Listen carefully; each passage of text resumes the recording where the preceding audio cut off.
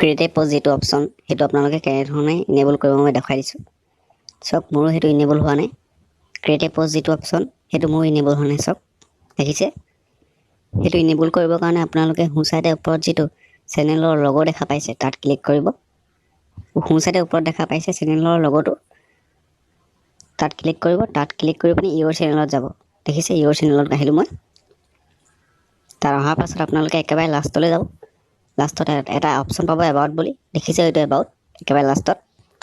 তাত এটা লিংক পাব আপোনালোকে, দেখিছে এইটো লিংক মোৰ ইনফো বুলি আছে। তাৰ তলত যিটো লিংক আছে সেই লিংকটো আপোনালোকে কপি কৰি লওক।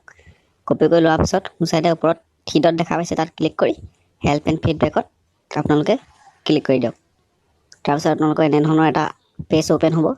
দেখিছে একেবাৰে তলত যিটো দেখা পাইছে চেণ্ড ফিডবেক বুলি দেখা পাইছে, একেবাৰে তলত চেণ্ড ফিডবেক বুলি আছে, তাত আপোনালোকে ক্লিক কৰি দিয়ক।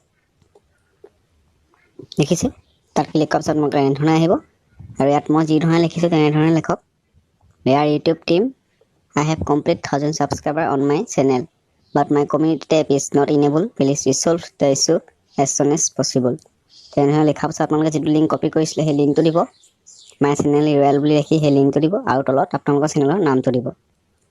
তেনেধৰণে দিয়াৰ পিছত আপোনালোকে চেণ্ড কৰি দিব। এবাৰত আপোনালোকে লিংকটো পাই যাব। চাওক মই দেখুৱাই দিছোঁ, দেখিছে এবাৰত আপোনালোকে লিংকটো পাই যাব। চেণ্ড কৰি দিয়ক আপোনালোকে।